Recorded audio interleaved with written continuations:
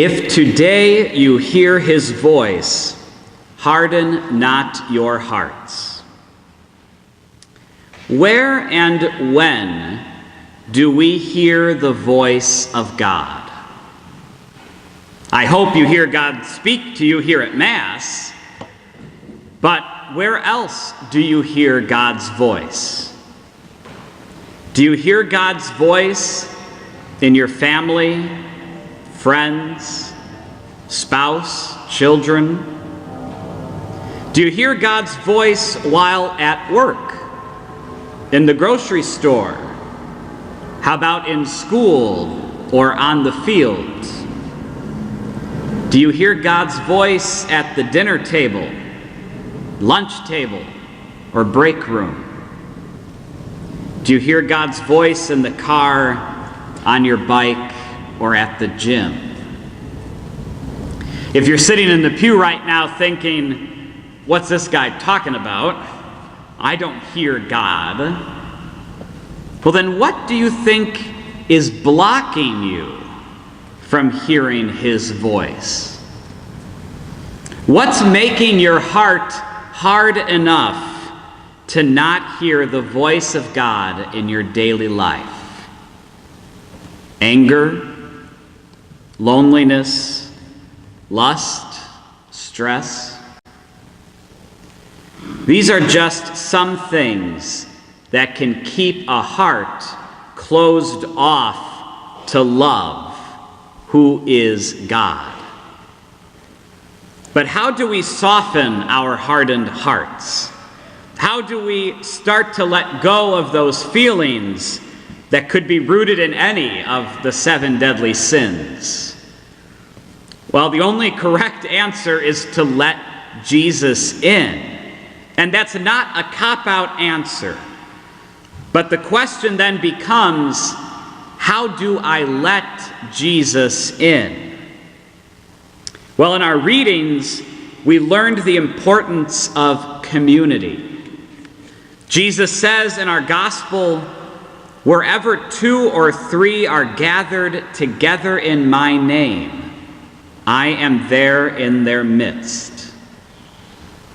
We let Jesus in by sticking together as a community. The first and most important community is our family. After that, we have other communities of extended family and friends. And finally, our larger family of families, our local parish church. This is not just some place that we come to once a week. This is our home, a place where relationships with God and others are cultivated and rooted in the 7 sacraments. We also let Jesus in by receiving those sacraments, especially the sacraments of the Eucharist and reconciliation. We need the Eucharist and reconciliation if we plan to keep our hearts open and receptive to God's grace. If we have hard hearts that need to be loosened up, then we definitely need the Eucharist and reconciliation. These 2 sacraments are the medicine to curing us from those deadly sins that weigh us down. And look at the way in which we receive those sacraments. We receive them in community. In the sacrament of reconciliation, it's not just you talking to a statue or the sky or some tree. You are in the midst of Jesus through the priest, talking out those sins that are keeping us from loving God and each other. And we actually hear those words of God forgiving us and loving us through those words of absolution. And of course, we receive the Eucharist in community and even call it communion.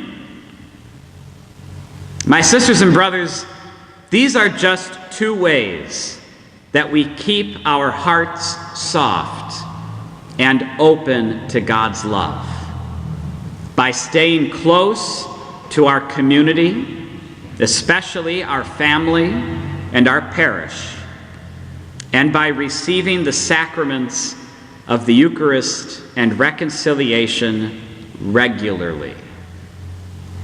These should also be two regular ways that we hear the voice of God in each other and in the sacraments.